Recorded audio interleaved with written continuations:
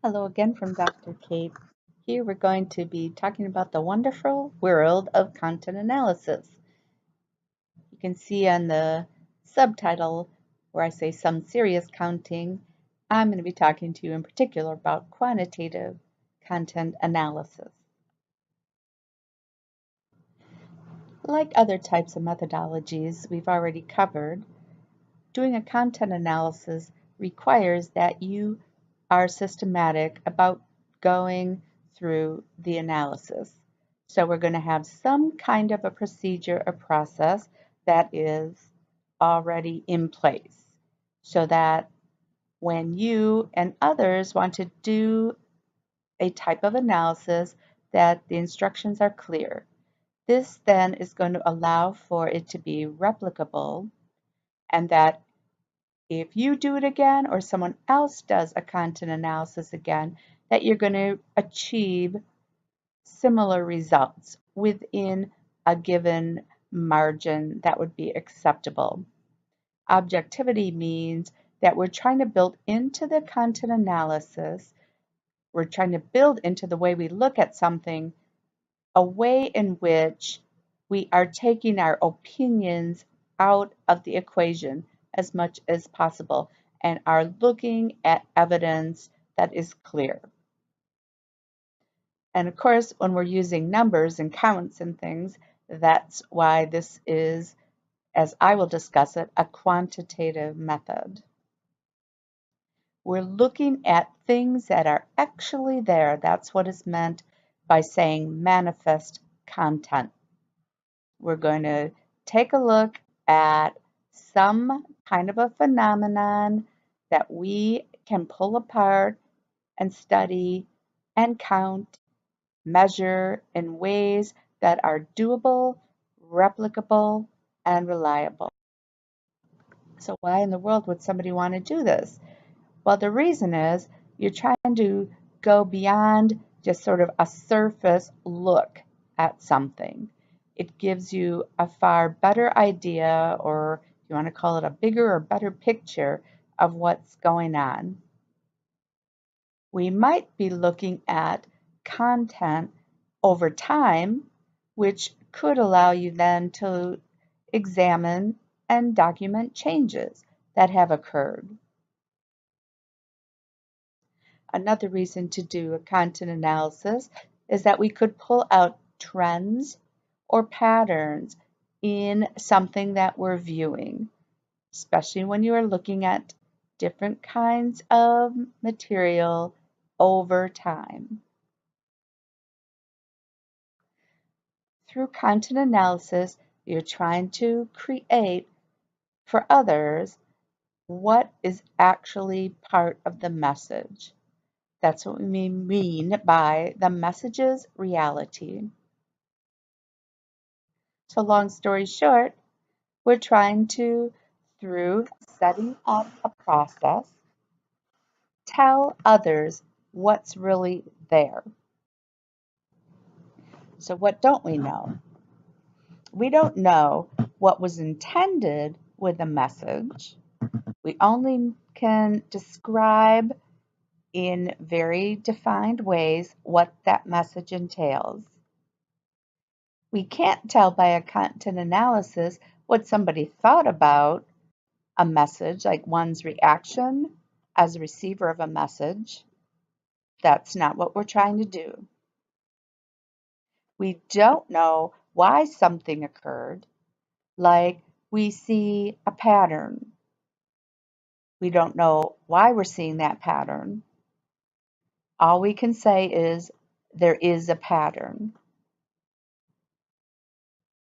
We have no idea why someone who viewed this material, what was their rationale?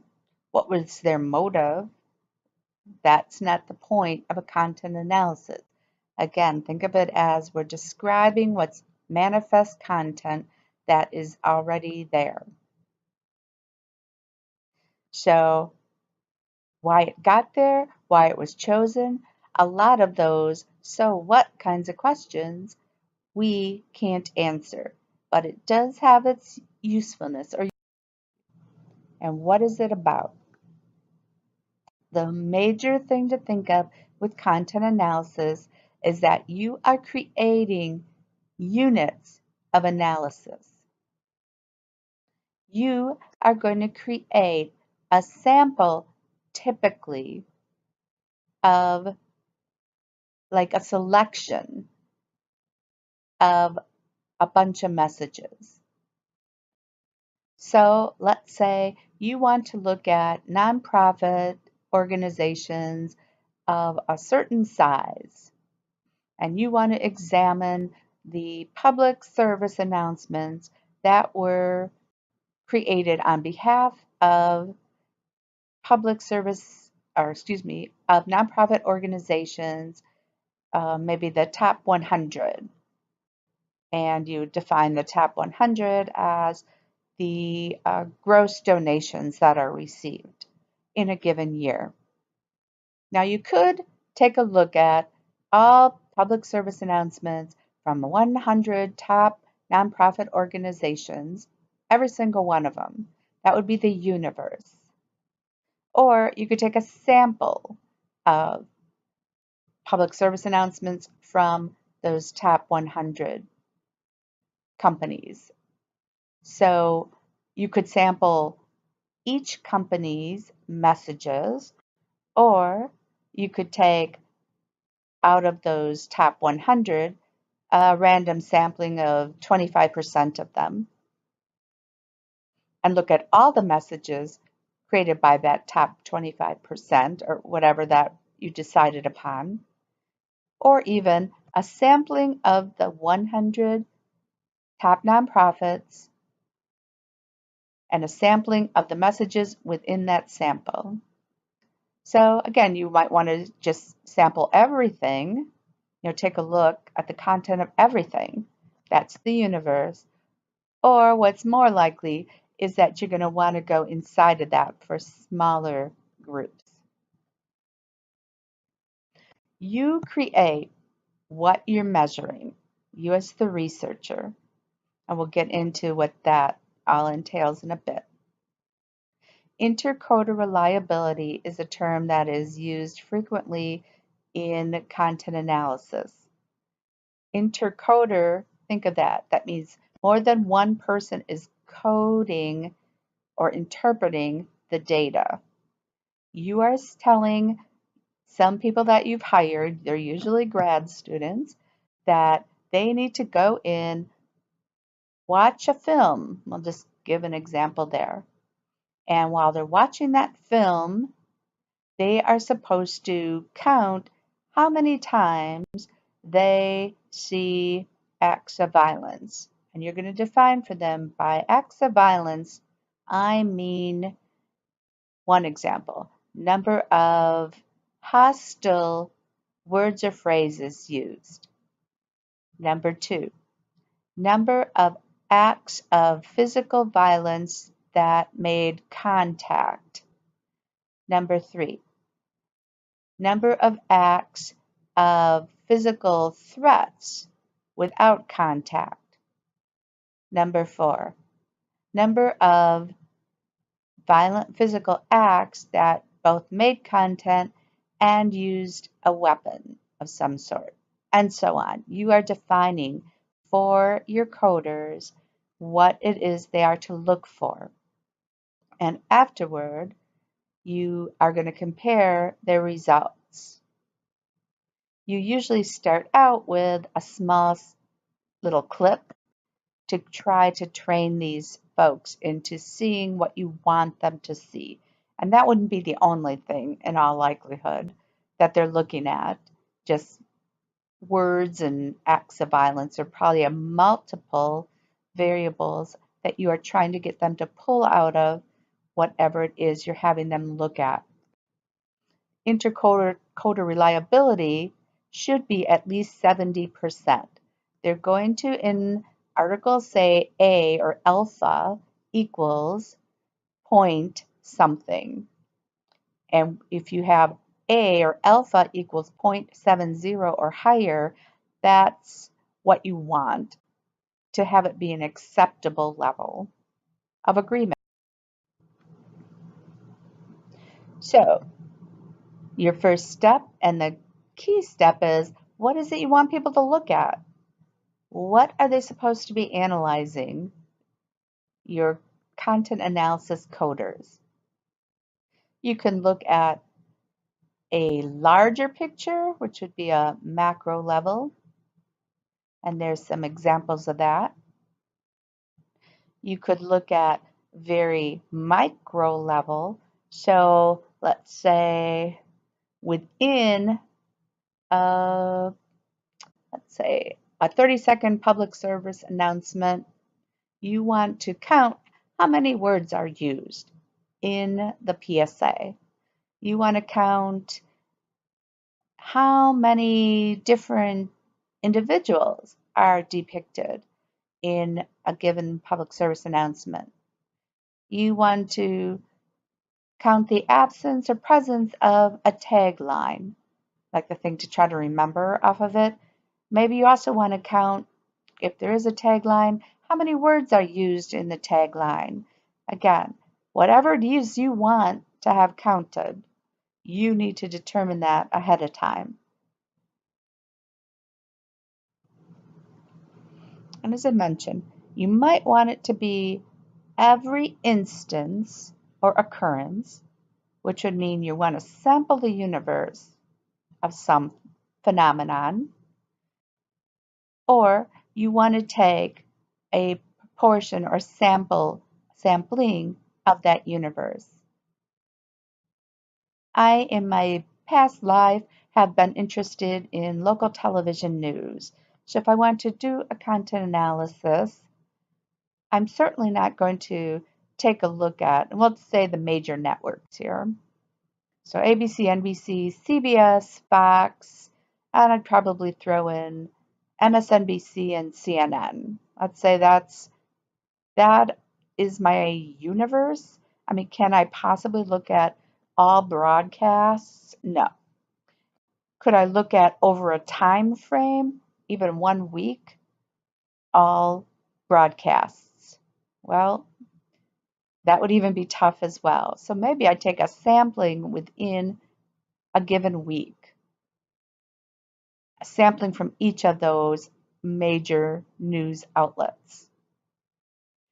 So if you want to take a look at everything as someone who would do content analysis, maybe you'd be looking at all the major speeches of the Obama presidency. And you define that as like State of the Union addresses and whatever other things you want to include in that are major speeches. You might want to, and people already have done shows like The Big Bang Theory and done content analysis of all the episodes. Now that's been on for years, so that's kind of a difficult task to have any group of people, your coders, watching all of them. So again, maybe you'd want to just do a sample of it. All campaigns that are funded by the federal government versus select campaigns. That's the question. So if you're sampling, you're going to take a look at maybe just a portion rather than a whole. Maybe you'd be taking a look at the playlist of given radio stations during a specific time period, like maybe 8 p.m. to midnight. Maybe rather than looking at the whole of a newspaper, maybe you just look at stories that are on the front page, types of stories. Maybe rather than looking at the whole of speeches, you'd be looking at the use of metaphor in speeches, how many, how often, where do they occur? That's what content analysis. The all-important thing to create before you even launch this is a coding sheet. This is where you as the researcher are going to determine what variables are you caring to measure in each instance, which is a unit of analysis. And how are you defining each of the variables. So let's say you're looking at the front page of a newspaper. What is it you want people to look at? Do you want them to count the number of words in a headline? Do you want them to measure the font and type of font style? Do you want them to count how many photographs are used? How many graphics are used? And what about them?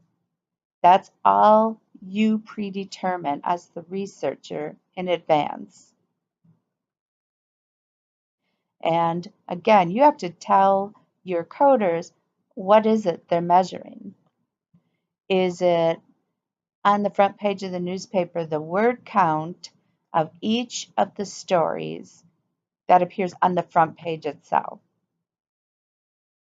Now your coders aren't going to sit there and pull up let's say a front page of a newspaper online and sit there and count the words. They'd probably copy and paste it at least into another document in order to determine that. Other things like use of pictures. Do you want them to give you dimensions of the pictures?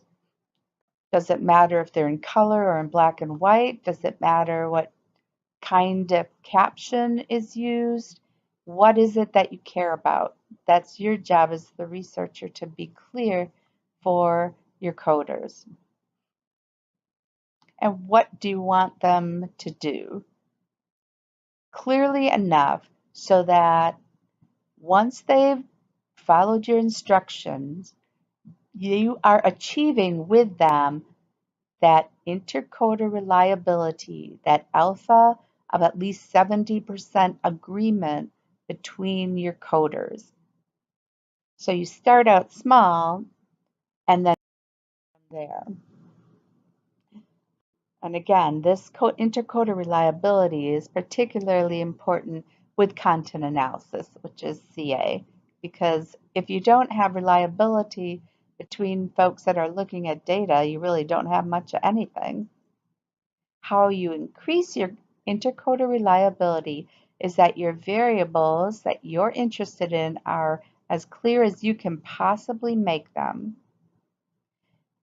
It's also probably the case that you as researcher are going to do checks on your coders so that you are keeping track as this process is moving along, that they're doing what you want them to do. Because if things are going off the rails, you want to catch it as early as possible rather than just wait till the end and then you just have a mess and you have to hire more people to do this, do coding yourself, and so on. You want to try to nip problems in the bud, and that's what checks are about. You as the researcher are probably going to code yourself some sampling, like let's say every 10th, whatever it is they're coding, you do it too and see if you agree with what they're saying. Or are we finding more problems? All these things have to happen as it's going along rather than after the fact. And that's the researcher's coding to do a cross check. If they don't agree with each other, your coders, what happens? And that's again where you as the researcher get involved. Are we, it might be too complex, some of the variables. It's just not clear enough. We can't really get good reliability between the coders. And maybe you'll just abandon those. Like, well, it seemed like a good idea at the time to try to measure the strength of the adjectives used in headlines, but I can't get agreement to a significant level between the coders. And so it's just either I'm going to do them all myself as the researcher, or I'm just going to kind of cross that one off the list and say, well, we tried, but I just can't get satisfactory. So how can we define variables so that other people can follow what we want to do? Well, some are pretty simple. If you're saying, well, what's the gender of a speaker. Let's say you're taking a look at some speeches that were made at a given rally that was nationally televised. Length of speech. Well, you can have a start and stop. How many words are there in a particular news article? That can be relatively easy, just doing word counts. But when interpretation is involved, which does happen in this type of study, the level of positivity of a comment that was made, how crude or not a given remark was, if someone was being heckled, let's say at a demonstration that was televised, the type and strength, sort of, I guess, of an emotional appeal. How would someone determine that? How can you train people? That's what makes things more difficult. When you're just not doing counts, which are pretty simple, to trying to make interpretation of what people are seeing and pulling out themes, that kind of thing is much more difficult to have others do for you, which is why you as the researcher have to lay this out very clearly, practice with your co. So I had mentioned the example of a violent act. What is a violent act to one may not be a violent act to someone else.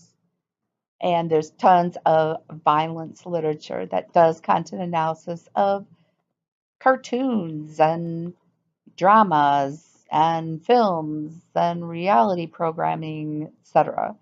You have to be clear, what is it you mean? Is it verbal assaults alone, or does some sort of an action have to be accompanying that violent act to be considered a violent act? Is a threat of violence enough, either physically doing a motion or verbally? How about if there are multiple types of acts you could consider violent, but they occur in, I guess you could say, in sequence? So they hit someone 3 times. Is that one act or 3? If they follow in quick succession. And again, do words and actions together equal 1? Or are those 2 different things? There's not an answer to this because you as the researcher are making your own definitions. But what you have to figure out is how can others interpret what you want them to see, and can they do it accurately? This was something done by Milwaukee Journal Sentinel not very recently, when we had really the 4 networks. These are 3 affiliates, well, and actually Fox as well. So 4 network affiliates. I just wanted to show it to you because this is how you break down a content analysis. They were looking at only 1 newscast per day, which was the 10 p.m. newscast for each of these 4 stations. They were looking at only a certain period of time, March 15th to 19th. They were doing a very simple count. All they were doing was measuring the length of time each of these 4 network affiliates devoted to local and state news, which they lumped together, national and world news, another lumped together, weather, sports, and commercials. So if you take a quick look at this, you can see there's variations in the different network affiliates and how much time is devoted. So one thing, even though I see it's cut off a little bit, like the commercials on the end, you can see that the channel 58 had looks like significantly lower time-wise of commercials in the broadcast than the others. Well, one reason for that is that they were the lowest rated, so they didn't sell as much commercial airtime, so didn't make as much.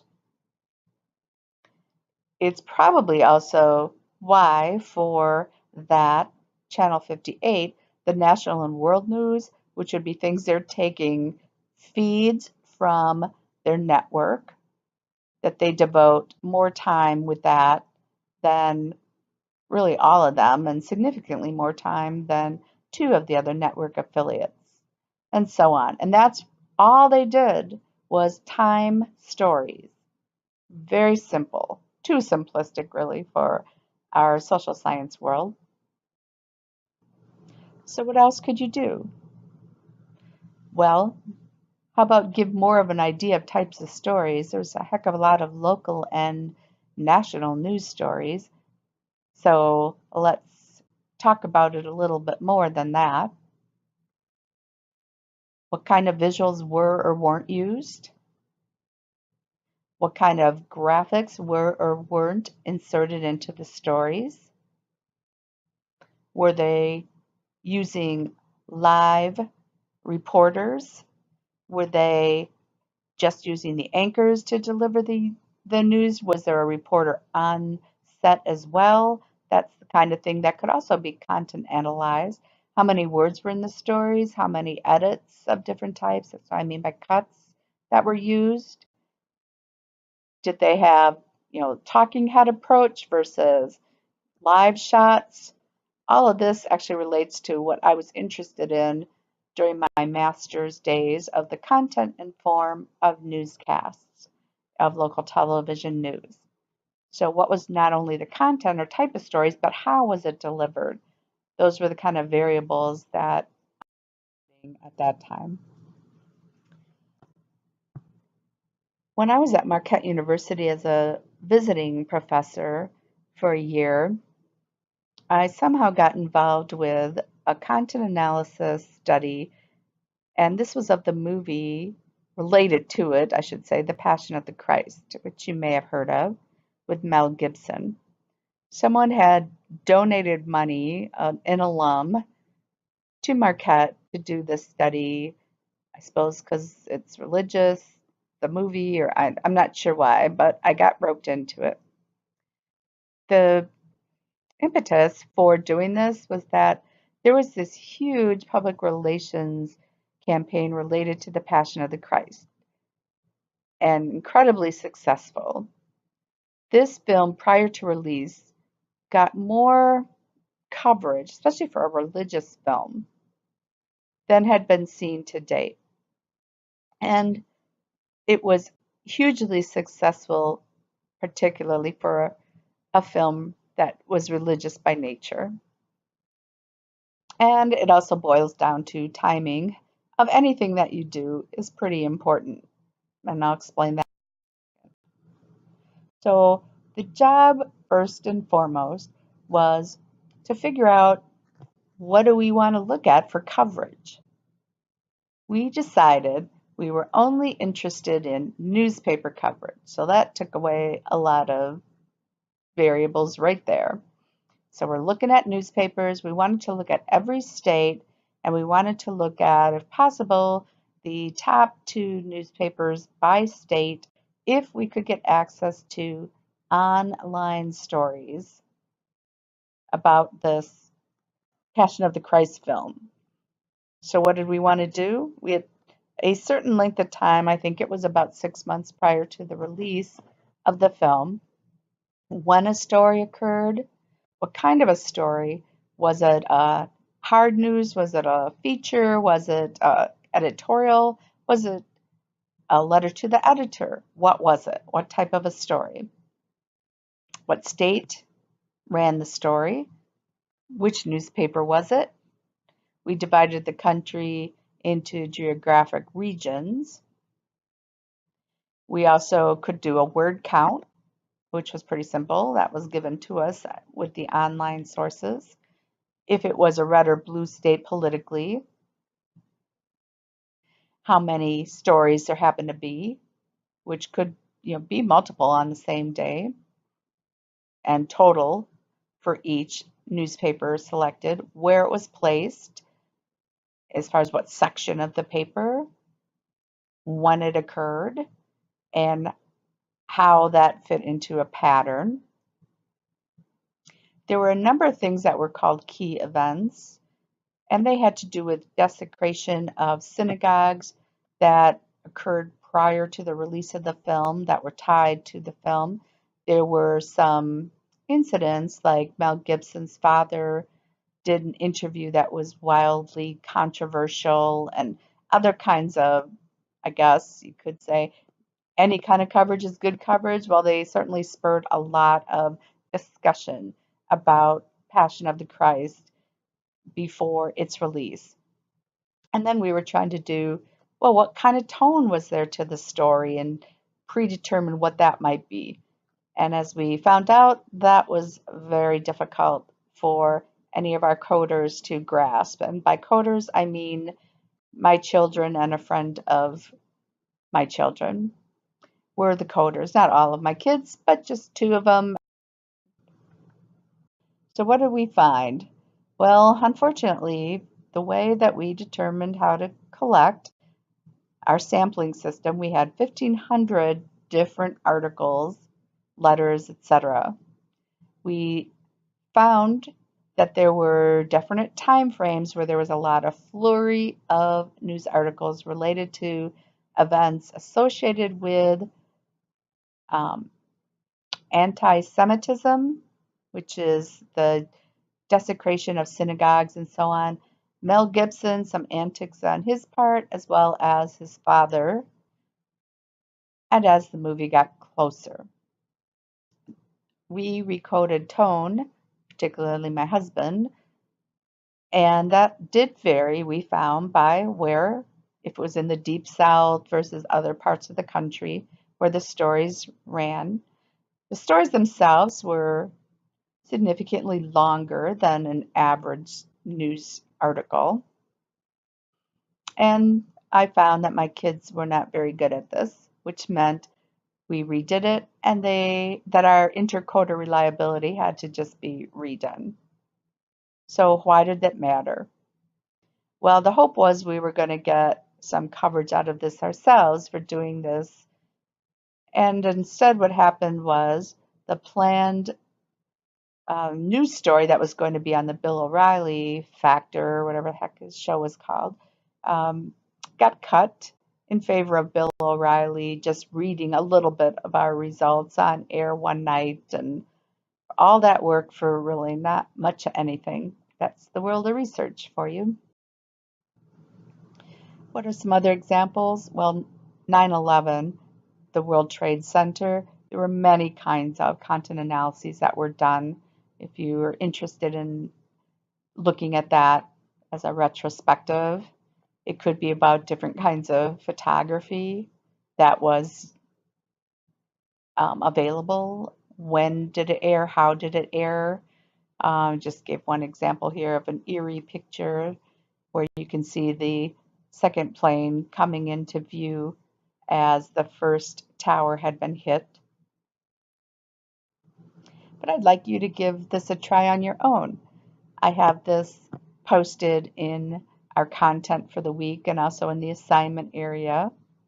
I would just like you to take a look at some kind of a content analysis idea that would be based on viewing a website. And think here just of the home page. But what we want to do is some kind of communication related content analysis. What is it you want to study? Come up with some of the variables. So think about that as your code sheet. Take a screenshot of a sample of a website you're interested in studying. What would you be looking at? How would you be looking at it? And just put that all into a document and upload it to Canvas. It shouldn't take you too long. Just getting the idea might take you longer than figuring that out. And it does not have to be an exhaustive list of variables. But I would say somewhere between 5 and 10 variables that you could do as a content analysis. I'll just give you another example here. I had done a study of public service announcements that were related to anti-drug use. So ways I did with a partner, a content analysis was what was the type of drug that was being featured, as far as don't do that drug, like heroin or methamphetamine, etc. how many edits were made in that 30-second public service announcement, meaning how many times did the scene change? Did they use some kind of special effects in it, and how many? Was there a novel surprise or twist with the ending? Were other kinds of visual effects used? We did through these kinds of pieces of information, we determined for each public service announcement if it had high or low sensation seeking. That's what SS means. That we were then doing for additional analysis. So I showed injection drug users actually these different public service announcements with high or low sensation seeking for cocaine and meth and heroin, and found that injection drug users that were high in sensation seeking liked public service announcements that had a lot of effects thrown in and maybe had a surprise twist ending, and that low sensation seekers who injected drugs were more likely to like public service announcements low in sensation seeking. And particularly, there was an interaction effect with age and gender. So young women and old men liked the PSAs better than other populations. But it's not behavioral type of research. Just make a note of that. So who cares? Well, maybe if you're trying to reach injection drug users or reach people who are high in sensation seeking or risk taking, maybe that would help impact how you would shape the messages. If you know young women are more drawn to public service announcements, that you would gear them toward that population rather than a more general. Although I did focus groups, which are another topic for us, with the injection drug users, and really everyone wanted to discuss the low sensation seeking public service announcements just as much as those that were high sensation seeking. And they seemed to remember more about the low sensation seeking public service announcements as well, which wasn't really what I expected and didn't really fit what I had predicted would happen. So, does it matter if the public service announcements are more talked about, or was it just an artificial setting that somehow sparked this conversation? I really can't. So again, I was taking a look at these injection drug user ads. They were all done by the Partnership for Drug Free America, so that's what I mean by one producer. And that was my research question. What's the relationship between level of sensation seeking in an injection drug user and impact of public service announcements? And made those predictions. Again, this is how I would turn a content analysis into later a study. And I think now you get the gist of that type of a technique. And please hand in your assignment. That's it for now.